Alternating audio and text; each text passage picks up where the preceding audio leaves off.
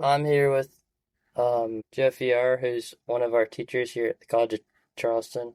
So this is episode number 5, and he's spoken at one of our club meetings, and I said, hey, why don't you come on and kind of talk about your business and kind of because I know he kind of was talking to us about his what he thinks AI is, what's going to happen with AI. So without further ado, here he is in the flesh. I'm happy to be here. I appreciate you inviting me. It's a topic I'm well suited to talk about and love to talk about. So I'm happy to dive into any topic that you feel would be helpful for your audience. Okay. I guess we can kind of start with your backgrounds a little bit and kind of what kind of got you to where you are now, if you will. Yeah, no problem. So my background is interesting. It's a story all in itself. I am a second generation American, first on one side of the family, second on the other. And my family came over and got in the trades. And so they were building houses, real estate, owned apartment buildings, everything in that world. It was always real estate related or property management related. So I grew up in that world. I grew up scrubbing toilets. I grew up swinging a hammer. And I was the first of roughly 47 family members to go and get a degree, let alone my advanced degrees. So that was almost a foreign topic to my family. Now, what I did learn is the concept of entrepreneurship because as immigrants, they came over and became entrepreneurs. They did it by default and because they had to, which is a much different thing than wanting to. When you are worried about putting food on your table, it's quite a bit different than wanting a new car. And so I saw that. I saw the pains and the feeling and the emotion that goes along with supporting a team, people you hire, people that work for you, supporting your family. And after I got done with my schooling, I didn't go immediately into the family business. Went off on my own. I was in sales, which I would highly suggest for any entrepreneur, have their foot in the door in a sales capacity. But what I did is I went off and worked and then came back to the family business and helped to scale it, helped to organize it, helped to make it more of a corporate type environment as opposed to handshakes and loose pieces of paper. Then sold my stake in the companies. And to make a long story short, sold everything, had successfully developed and pivoted into 5 startups off of the family business. Exited from all 5, was able to, at a very young age, hit the reset button with my wife. We were in Chicago this entire time, born and raised. Picked whatever city we wanted to in the world, which happened to be Charleston, South Carolina. And we've been here now going on 4 years. I'm now at MUSC and also at College of Charleston and loving life. It's a great place to be. Now, I guess kind of building on you said both you and your wife are from Chicago. So is that kind of, if you want to call it a sandbox for testing it out before you came to Charleston and kind of seeing if it actually works or not? Meaning, because you also talked about 7 companies that you sold as well. Well, Chicago just by nature is bigger. You have more people, you have more dynamics, you have more opportunity. And so it was a great place for us and for me to test out businesses. I'm also growing up there. I knew things that people who didn't grow up there know, just like anybody else. Where you come from, you know best. You know the intricacies, you know the slang, you know what people like, what people don't like. So I wouldn't say it was a test ground for what I'm doing now, but it was a path to what I'm doing now. So how did you get into the medical field? It's a great question because it was a very odd pivot. As I was working my way through my careers and after I sold all of my businesses, I wanted to do something that made me feel like I was contributing to society.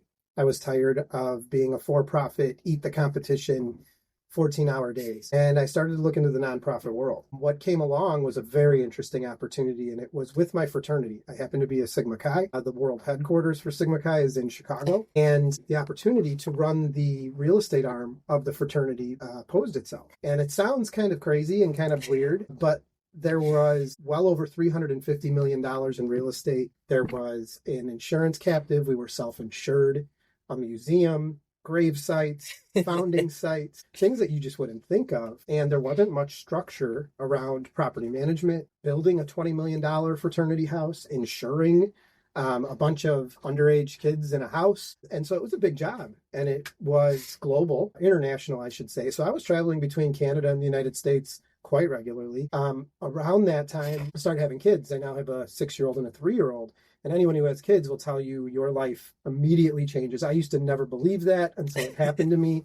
I had kids later in my life, but I no longer wanted to be on a plane. I wanted to be home with my kids. Coincidentally, MUSC came calling. They heard I was in town. They were developing what is now the Zucker Institute for Innovation Commercialization, more commonly goes by ZI, and I'll continue to refer to it that way. But what ZI does is helps the inventors at MUSC to start businesses. We manage the intellectual property. So any new idea, any new invention, whether it's a cancer drug or a screw for your hip, we evaluate it, see if it has a market, see if it can be a business, see if it can be patented, and then help the inventor to run the business and start it. No one at MUSC had that type of background of starting a business. Everyone was an academic or a scientist or a faculty member. So I was brought in with a very specific purpose of showing an inventor how to build a business plan, how to evaluate a market, how to build a cap table. And now that's grown into quite a bit more. We're now building an innovation district and incubating businesses. And now MUSC has, in the past 10 years, developed over 70 startups. So here I sit in a very unique pivot. So would you say that you have to come from a lot of money to be an entrepreneur? No, I'd say it's the opposite. Or do you think that you strive more off of not having a financial foundation? Most of the time, you're going to find those that were successful did not come from a pool of finances. And the reason being is to be a true entrepreneur, to build something from nothing, you have to feel it. If you always have that cushion of money behind you, you never will have that fear of, I'm not going to eat tomorrow. And I've had that fear. I've slept in my car. I've lived in a very small quarters with roommates, barely making ends meet. Now, I'm not going to say I was starving in a corner. I wasn't. I was far from that. I always had family nearby, but I didn't rely on them. I also didn't come from an extremely wealthy family, very middle class, normal family in the Midwest. But what I learned is you have to feel it. You have to feel the pain and you have to really want it. If you always know, well, if this doesn't work, I'm still fine. Not that you're not going to succeed, but you're coming at it from a different angle. And so building something from nothing really takes effort. It takes desire. And it takes that feeling of knowing I have to make this happen or else. And that's why I say I would almost bet statistics show that most entrepreneurs are not coming from a pool of money. So would you say that a lot of people, at least for me, I look at entrepreneurs and I go, you look at people who they go, oh, I want a lot of money, I want XYZ, and I want to be successful. Is it a lot of, hey, I want to help, I want to have an impact, or is it a lot of it kind of, you don't want to have a corporate job and you want to be well off financially and raise a great family? The financial reward is a byproduct of the success. If you're in it to be an entrepreneur only for the money, you will fail. You will make decisions based on that being the end game, that being the financial success. And therefore, you're not going to build your business for its true meaning. If you're an entrepreneur and you have an idea that you're passionate about and you really want to change the world, or at least your region, or at least touch someone's life and make it better with your product or service, that's going to drive your decisions in a much different way than if you're only doing it because you want to be rich, so to speak. You will be wealthy if you do everything else correctly. So generally what I see, especially since I see so many new business ideas, is they could care less about the money. It's, I want to make this happen because I believe in it, whatever it is. Sometimes it's landscaping, making someone's home beautiful. Other times it's supplying clothes to the homeless and doing it with recyclable fabrics is something that I've recently seen. And they could care less about the money, but I can guarantee you if that idea has potential and has somebody with desire behind it, money will eventually come. Now, here's another question that I'm sure I already know the answer to, but I kind of want to hear your opinion about it. Let's say there's two internships, okay? One of them is paid and the other one isn't paid. Honestly, we know you're going to take the one that's not paid because you're going to gain more experience from if you were to get paid. What are your thoughts kind of behind that one? I actually wouldn't find that to be true. You really need to evaluate the two internships. Sometimes internships just can't be paid. A lot of nonprofits, they can't pay their interns. They're a nonprofit organization. Money is tight. I would bet you'd learn more from a nonprofit that doesn't pay you than going to a for-profit that is paying you, but only because there's a true need for help. But there's other instances where paid internships are necessary. The world has changed with internships. It was not very common not too long ago where no one was paid in an internship. The tides have changed, and internships, it's almost a norm to see interns being paid. And now interns come in different forms. Where I'm at now, we're actually hiring 3 right now, all paid. Some are at a fellow level, Some Okay. are at an intern level.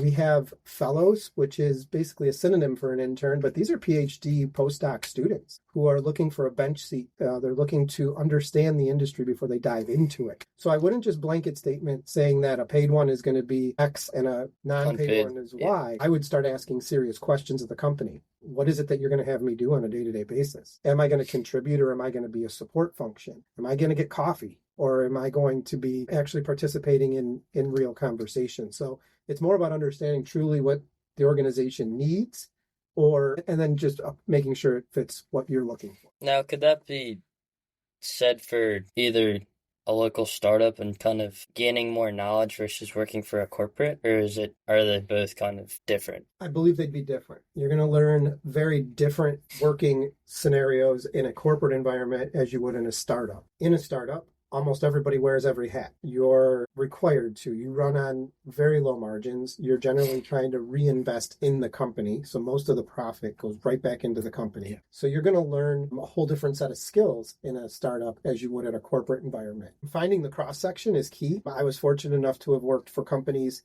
that have been 40,000 strong, and I've had businesses of my own that started with 5 people. And I learned very different things in both places. But what it's done is it allowed me now to be comfortable in almost any scenario. I can walk into a startup and understand their pain points. I know that it's tough to manage their finances, and they're in QuickBooks and trying to understand how to get payroll down. Whereas a corporate company, it's more about getting others to do things for you. Having a team, and rather than rolling up your sleeves and writing the email yourself, it's getting the team to take action and maybe write the email for you and do it in a way that's effective. So a corporate entity is going to teach you more about selling an idea to a team and then getting it done, whereas a startup is going to be roll up your sleeves and let's get it done and see if it works. So, this might be another question, but let's say you're my age and you don't know what to do, but you're kind of pondering. And also, along with AI, what would you say that the main focus would be learn as much as you can about AI, or do you think it's a matter of just try everything and then when you're 25, you start to narrow it down and then you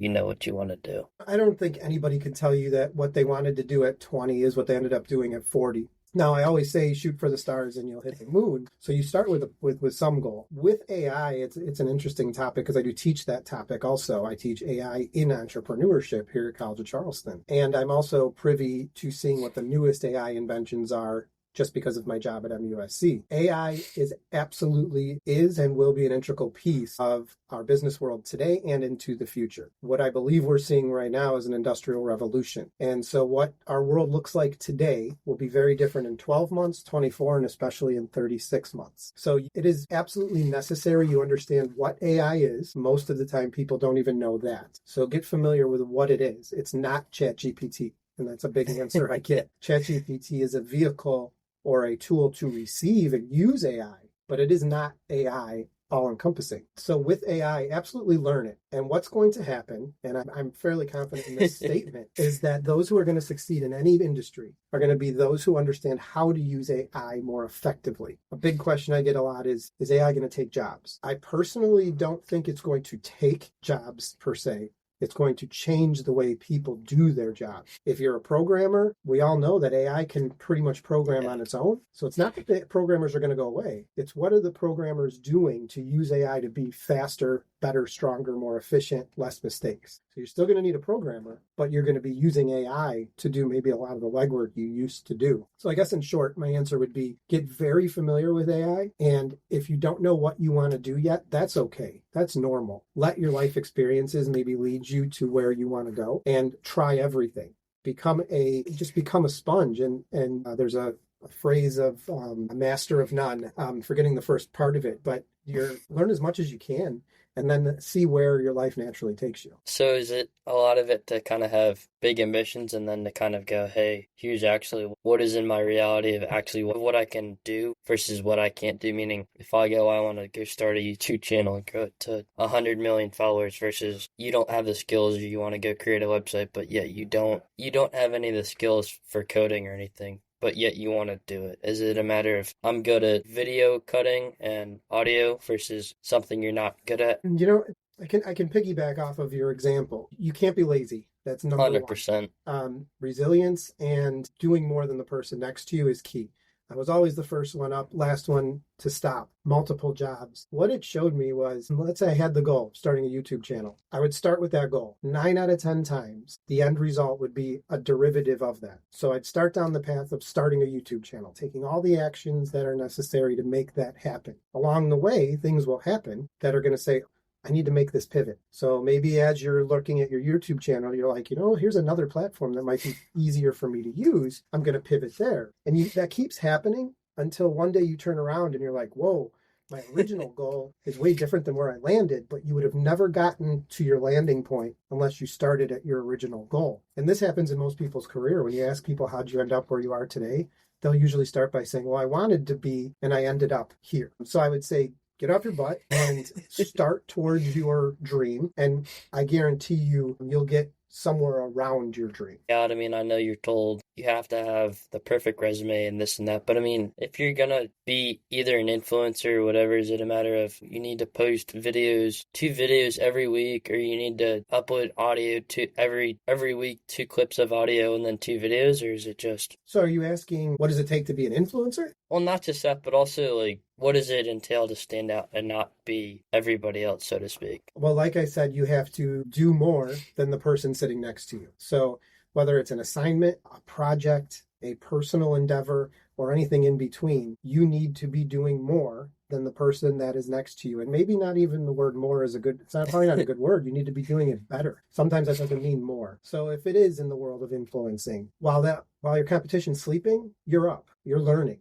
You're educating yourself. You're figuring out how to use AI possibly to do the work that the person who's competing against you is not using. So maybe you become more efficient. You become faster. You learn how to use a tool to do the busy work that they're still doing. So bottom line is, if you want to stand out, put in the work to stand out. If you look at professional athletes, who are the athletes that stand out? It's the ones that put in the work. And it's very cliche, and it's been since the beginning of time. Whoever works the hardest generally gets rewarded the most. Now, that's not all the time, but I can assure you it's the majority of the time. And is that for work too, or is that just mainly for school? 100%. School is the playground for work. So what you're doing, and as I teach my classes, anybody who's taken my class knows we don't do stereotypical tests. We don't do homework. Every single action we take in that class is something that I've experienced in the real world, or I know that our students will be experiencing in the next few years when they enter the workforce. So what you're doing in school should be a training ground for what you're about to encounter in your career. If you didn't take your schooling serious, you didn't do the project because you thought it was boring, I can assure you, when that similar project comes up in your work life, if you've never done it before, the competition or your coworker has. And they're going to be the ones who stand out because they put the work in. You're going to fall by the wayside. You're not going to have as good a productivity. You're not going to get a paycheck, and you're not going to get a promotion. So I was the epitome of an undergraduate who did B and C level work. When I got to my MBA, I realized game over. It's time to really apply what I know, because you can't just slide by. It's not fun and games. It's time to really apply what I know how to do and do it better and put in the work so that when I am compared to my peers, I'm compared at a higher level.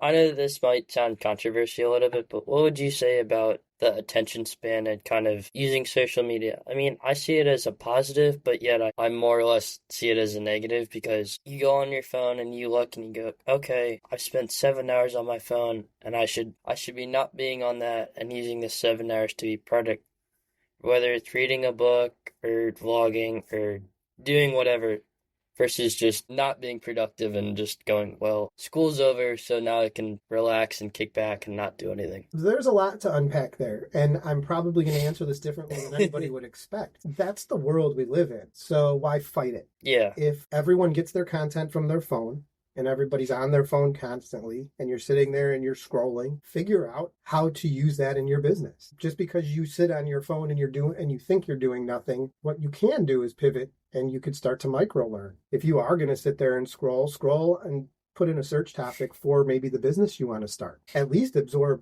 content and information. For me to sit here and be like, yeah, all these kids today sitting there scrolling and wasting time, That's stupid. That's what the world we're in. I'm ready to roll with the times. I sit on TikTok all the time. I love it. I think it's amazing, but I'm using it to learn. I also can relate to everyone else in the world. If I hold out and say, I'm not going to be the TikTok, I'm too old to be on TikTok or whatever the excuse is, all I'm doing is disconnecting myself from society because the next wave of employees that I'm either hiring or going to be working with, that's how they operate. I know that I can't communicate with my students the same way that my professors communicated with me 20 years ago. And it would be dumb for me to fight it. So I'm a big proponent of rolling with the times, adapting to the times. Now, this should all be underscored by if you're lazy, as I said earlier, 100%.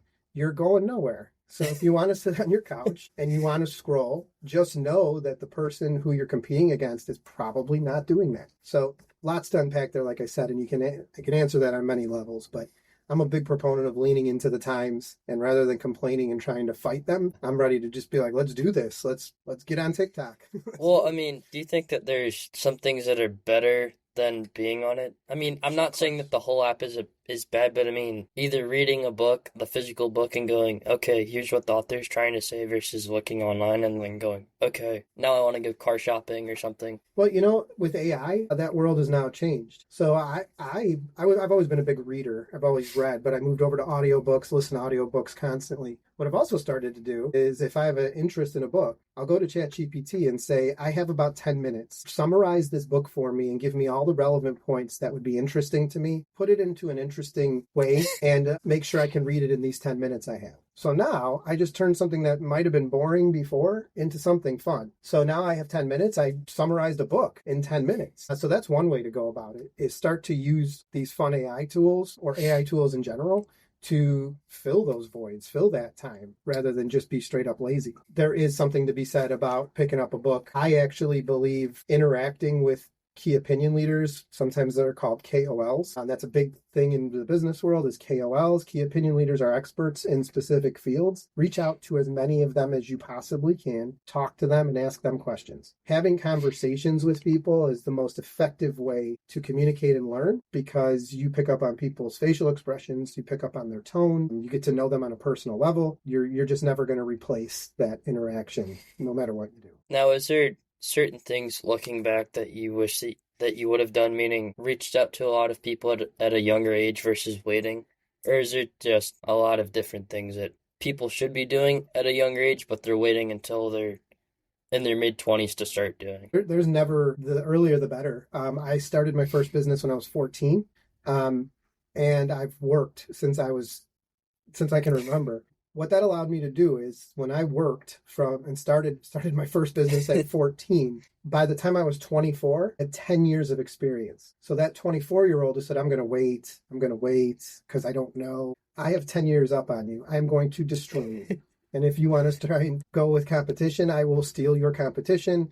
I will be able to do it better, faster, stronger because I did it for 10 years. So I would say, whatever your idea is, whatever your passion is, do it now, today. There is no waiting for tomorrow. You're not promised tomorrow. So take care of it today. Well, so in the part about reaching out to strangers, is it just a matter of, I mean, at least for me, it's a matter of you don't know the unknown. So you're kind of going, okay, if I reach out to a guest and say, hey, do you want to come on? There's no guarantee that they're going to come on. It's a 50-50. It's a matter of, well, I might be busy or I might be open. You don't really know. And so I think, at least for me, it's a matter of taking the risk and then going, was it worth it because they came, or was it not worth it because they didn't came because they were busy? But yet you took the initiative and reached out. So it's interesting you bring this up. The midterm I just assigned to my class was called Interview and I think I named it LinkedIn Search. So everybody has their idea for their business in my class. And I asked everybody to use AI and LinkedIn to identify key opinion leaders in their field. They don't know these people. It's a nerve-wracking experience to reach out to people you don't know. Now, when you get out into the working world, that's all you're going to do. Yeah. Especially if you're in sales. So you learn something with every interaction. These interactions are scary. So what you can do is use AI to say, I found this person on LinkedIn. I typed in the LinkedIn search and I typed in, let's say you want to be a computer programmer, for example. Find a local computer programmer in my area. You take their LinkedIn profile, drop it in AI, and ask AI, give me a series of questions that would be interesting to this person. Help me to write an email to them that would make them interested in even speaking to me. What you're doing is you're hedging yourself. It's no longer a 50-50 shot. you just increased your odds of talking to that person exponentially because you're approaching them now with substance. Now you're creating, you know a lot about them. AI helped you write the email so that it was interesting to them. And you now have a series of questions that AI helped you write. So when the interview does happen, you're not fumbling, you're not nervous. You can go to your list of questions that actually have relation to what the person has done in their life, and you've just changed the dynamics. When you hear no, that is even, I think,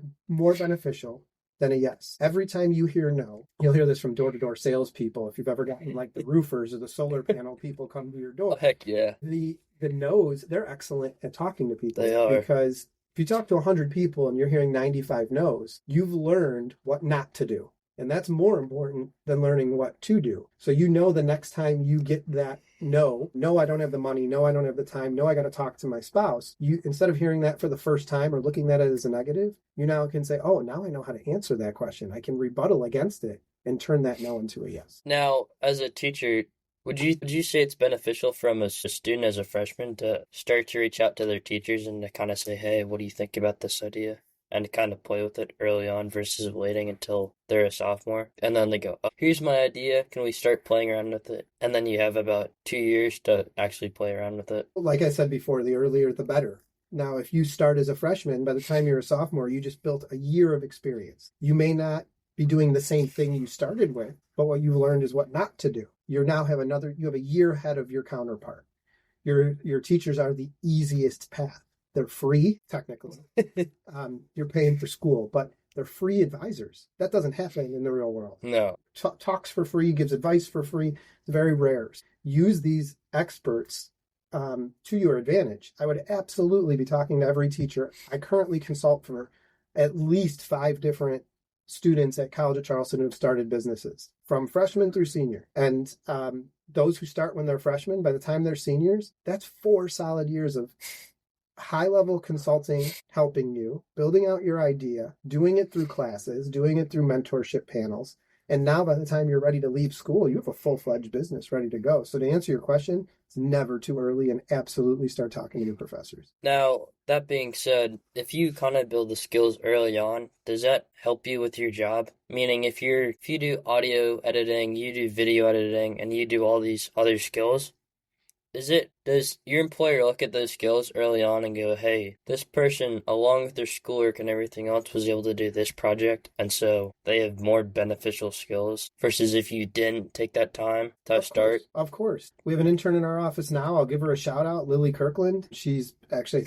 she's president of Founders Club, if not vice president with MJ. I think so, yeah. She is the definition of applying critical skills early on in your education and applying them in a business world. So Lily is an intern in our office, and our office is extremely advanced. We have attorneys, scientists, business professionals, and because of the work Lily had done prior to getting to us, we identified through the interview process and her being a student of mine that she was well equipped to take on things that not a normal intern is going to take on.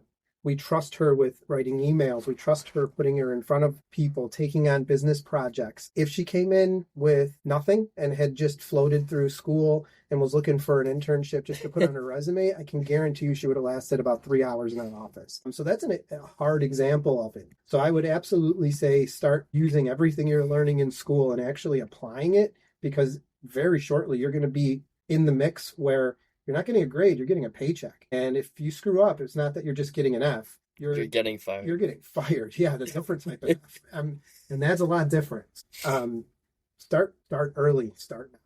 Now, being an entrepreneur, what do you kind of do when things don't go wrong, or when things go wrong? Meaning, what do you do with the negativity? Do you kind of take a moment and look at it and go, hey, I'm not going to the gym on a daily basis. I'm not doing what I wrote down as my goals, and so I'm just gonna get mad at myself, or am I gonna turn that into a positive and then kind of make it benefit me versus taking it out on other people and getting mad at it? I think you just answered it. I think you've thought about this. To me, there really isn't failure. Something didn't work, and what you get out of that is, what was it that didn't work? And now I know what not to do the next time. A failure to me is actually a huge learning lesson. Anytime I fail hard, I'm like, thank God I got that out of the way. I know that's not going to happen again because I promise I won't do that thing again. I now know how to navigate that problem. If you've done that 1,000 times, it's very rare you're going to run into situations that make you feel bad. Because again, let's go to a sports analogy. They practice constantly. They missed every single shot. They fell 1,000,000 times. By the time they've fallen 1,000 times, they know what not to do. So if you are never taking risks, you're never failing, you're probably not learning much. So rather than use these old adages, pick yourself up, fall 7 times, get up 8, they all apply. But what it really boils down to is keep working and work hard and don't stop, because everything is going to teach you something. You're going to do more than the person next to you by just simply working harder. Now, as being both a teacher and somebody who works at MUSC, and also kind of being a past student, what would you kind of say is something that you wish that was taught in school that's not? Meaning, is it critical business skills, or is it just kind of a whole bunch of junk that you really don't need to learn from a young age, let's say kindergarten up until a senior in college, meaning if it's math you don't really need, or if it's bio that you don't really need? There's 3 things that is not explicitly taught in school that should be and is imperative. Number 1 is spend less than you make. 100%. Number 1, most of the United States, from child to adult, they're horrible with money. I get inside looks into that when I was a real estate developer. You get to see people's finances when you're building their home. Even if you make $1 gazillion, most people will spend $1 gazillion in one. So you can be somebody who makes $10 and be wealthier than someone who makes $1 million because you save 90% of your income rather than spend 90% of your income. So understanding basic income, a balance sheet, a profit and loss statement, knowing how to balance a budget in your house. Number 1, most important. Number 2 is prioritize and execute. If you have a laundry list of 100 things to do, most people will get overwhelmed, nervous, and shut down. What you should be doing with that list of 100 things is ranking them from most important to least, and you start on number 1, and you don't move to number 2 until number 1 is done. You are not going to get through 100 of them in one day, but you're going to knock one off one at a time, whether you do 1 a day or 5 in a day. You need to prioritize and execute. And the third, and this is more day-to-day, learn what a CRM is, a customer relationship management tool. Every single business, no matter who you are, where you are using a CRM. So if you're in retail, you've probably used a POS system, or you've been in a system where you enter all the information. If you're in a real estate office, all of your contacts, all of your emails, all of your business is in this system. Salesforce is probably the most well-known. HubSpot, Monday, there are a million out there. Just Google the word CRM and watch a 10-minute YouTube video. For some reason, we do not teach in our college system what a CRM is. There should be a college course on how to use a CRM. Where do you think all of your customers' information is? Yeah. Where do you think all of the business happens, and where is it stored? It's not in a spreadsheet anymore. If a spreadsheet gets mistakenly misplaced, somebody leaves the business, or a macro that's written inside the Excel spreadsheets gets written wrong, you're done. So understanding what a CRM is my third most important thing to learn. Now, also kind of building off of that, but also going back to the second point that you made about the priority list, you could use AI to solve most of that. But also, do you think you should learn how to, I mean, this is my perspective, do you think you should learn how to budget for a car, down payment on a car, down payment on a house, and also how to file your taxes? Absolutely. At least for school, because that's not, in my opinion, we don't teach that. And then when you get out of college or out of high school, meaning if you don't go to college, you need to learn how to do most of this. And your parents should teach it to you, but you also need to know how to do it, because you're not going to get taught it in high school, when I think it's kind of critical. But that's my perspective. You're right. Actually, when home ec used to be a thing, you did learn that type of thing. You learned how to write a check. No one's writing checks anymore. Because we've moved into such a more of a technologically advanced world, those things go by the wayside. But again, understanding your finances is critical. So most people focus on, what's my monthly payment? I can buy this car because I can afford the monthly payment. Why that's stupid is because you're paying a monthly payment for the rest of your life. 100%. Rather than saying, how much is the car? In total with cash. And buy it. Most people don't understand the concept of financing and interest rates and all these basic principles. Some of your economic students will get it because they learn that through economics, and your finance students will generally get it. But other than that, not many majors touch on it. Business a little bit. But you're absolutely right. The 3 people that I talk to almost every day are my attorney, my accountant, and my wife. And my wife and I have a balance sheet and a profit and loss statement, and we go over it every month as if we're a business. Here's what's come in, here's what's going out, and what is left. And if we didn't do that and we just spent frivolously, we would not be in the position we're in today. And most people aren't. Now, kind of going on a different note, what industries did you kind of get into for your 5 or 7 jobs that you or companies that you had? Yeah, I have a crazy unique career. Most of the podcasts I do about my history because it's so unique. The business I started when I was 14 was becoming a DJ. I was a DJ in every sense of the word. I thought that's what I was going to do for my living. I've DJ'd major events. I've DJ'd in front of 10,000 people. I've DJ'd in front of 5 people. So I was a DJ. I was big into music. I moved into real estate because of my family.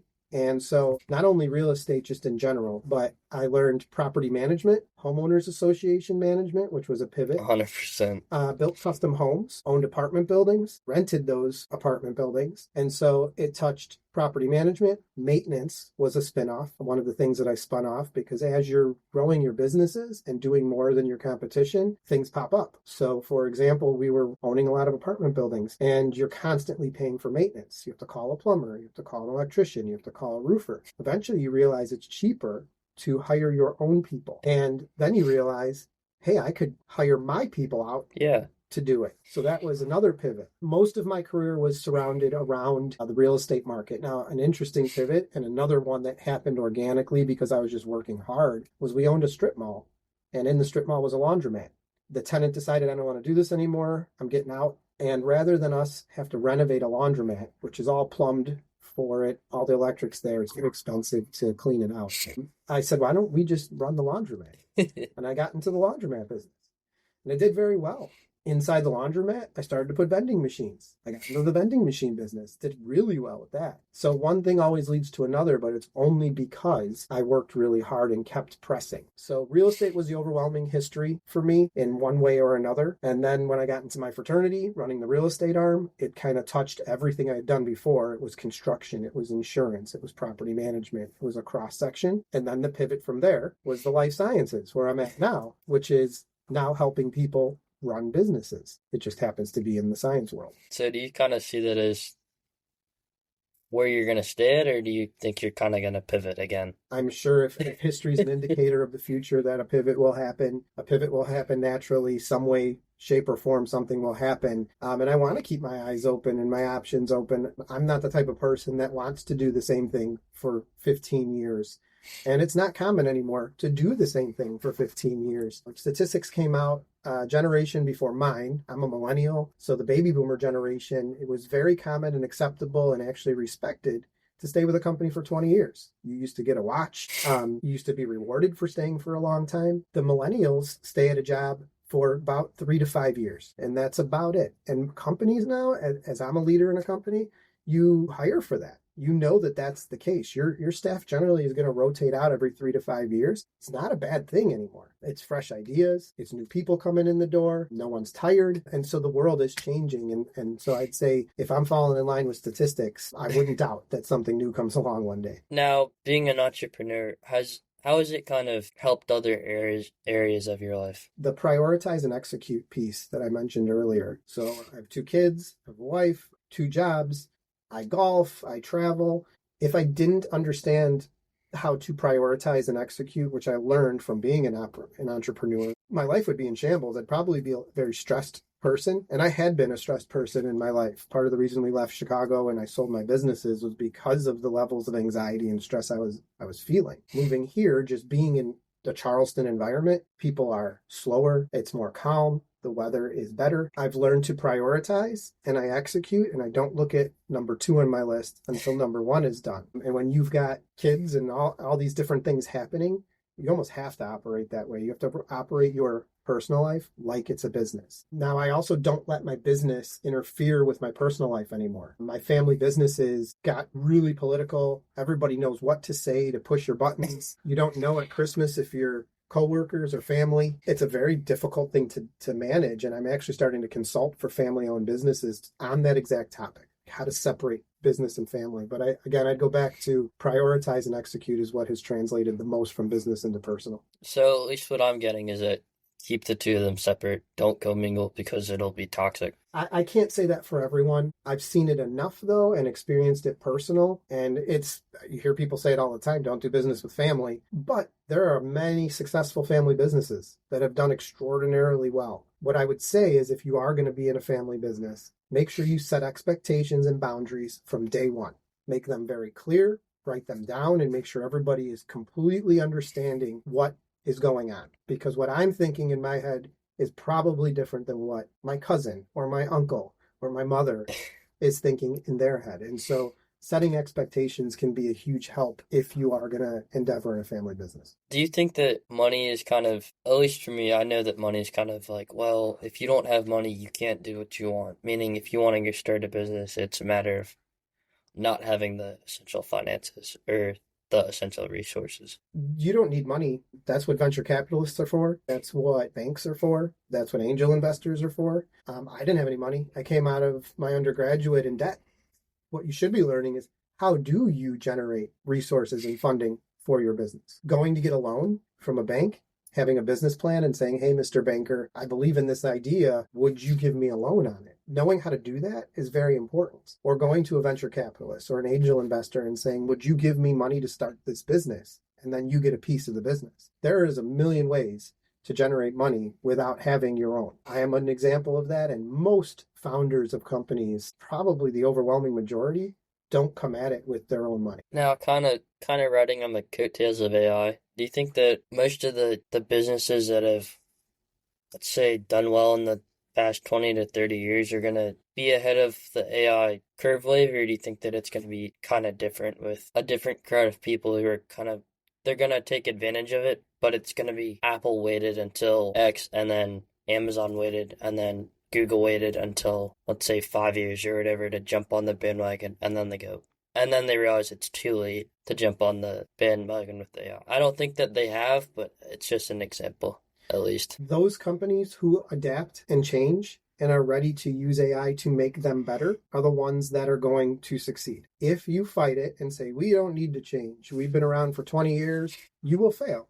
You have to be able and willing to change. So it's not about those that aren't using AI. It's those that have decided, you need to decide how I'm going to use it. It's not even a question as if. It's I'm going to use it. How do I use AI to make my business better, faster, stronger, and do it better than my competition? So those companies that are 20 and 30 years old, they don't have an option. They should already have been thinking, how do we incorporate AI into our business and make us better? Now, do you think that there's going to be companies that are similar to them that are going to come up, or do you think it's going to be Amazon is Amazon, and then there's only one Apple? No, there's always going to be the next wave.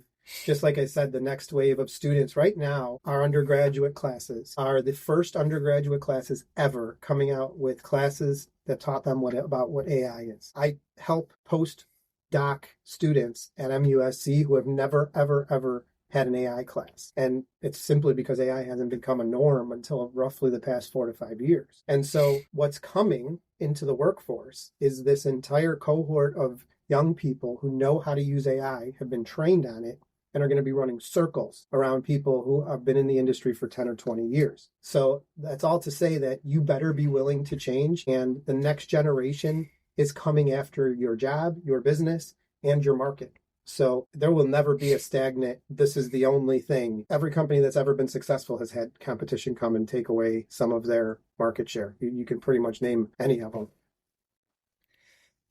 Do you have any questions for me or anything? I'd like to know, what is your goal in entrepreneurship? What are you trying to accomplish with this podcast? The goal is kind of to expose people who've already had successful businesses, or students who are either starting out or at least getting a foot with people who kind of have ideas, but they're not sure how to apply them. And then also either teachers or owners of companies who are doing very well and have had multiple businesses, and to kind of, I don't want to say show it real world life, but they're kind of going, hey, here's me and here's how I got to where I am. You can kind of make it, but yet it's a matter of understanding exactly how they got to where they are. So who would be your target market to listen to these podcasts? I would say people my age or people who don't know much about entrepreneurship. Excellent. I can appreciate that. And I would also encourage you to figure out how you are addressing topics that they want to hear. I would bet what you think they want to hear is different. Is very different. Yes.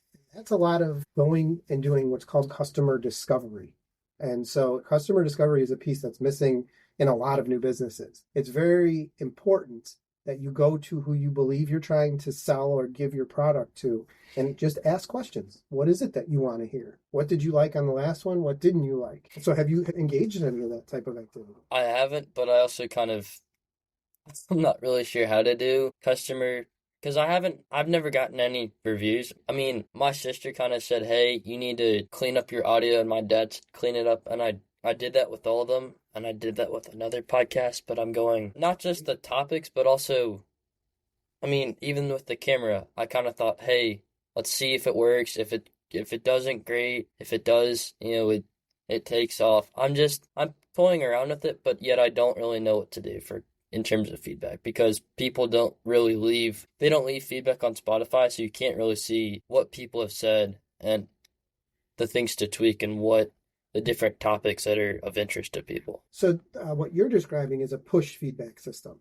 where your customers are just pushing feedback to you on unsolicited. What you probably want to be doing is a pull method, meaning you want to go out to people and pull information out of them. So a good way to start, specifically talking about AI, you now have this tool that no one ever had before when they were starting a business. You can literally go into AI and go to ChatGPT and say, what question should I be asking my potential target market to help my podcast be better? It's going to give you a list of probably 20 questions. You can then go in and say, I liked questions 1, 3, and 5, but I didn't like 7 and 9. Give me more like the ones I liked. Or make them more direct, or make them more about the audio, or make these questions more about the video. You then take these questions and you can even ask AI again, who should I be interviewing? And go out and offer people free pizza if they'll give you an hour of their time to give you feedback on a podcast, or offer $5 Starbucks cards for people who are willing to fill out a survey after listening to one of your podcasts. So what you're doing is you're pulling information out of them rather than just sitting and waiting and hoping somebody throws some pieces of information at you.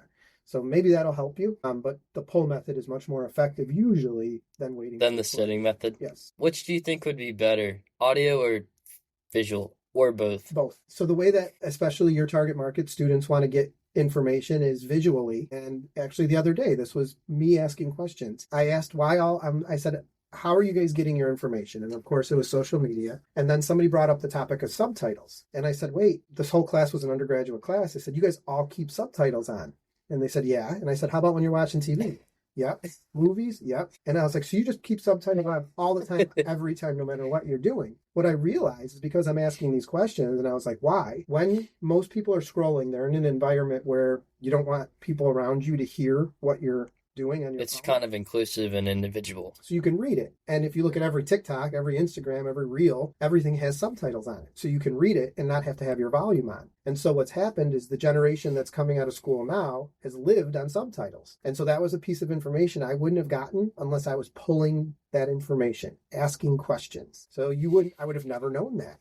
So audio and video is going to be very important. Number one, because of how people get information now. And number two, some people are auditory, some people are visual. And you better appeal to both or else you're going to miss the market. Now, is it better to do it on YouTube and or Vimeo or something? Vimeo? Vimeo versus doing it on Instagram or TikTok? That would be questions to ask your market. I would be asking my demographic. That'd be one of the questions on the survey. How do you get this information? Where would you prefer to see it? And you'll probably get a good amount of information to tell you where you should be going. It's also a good question for AI.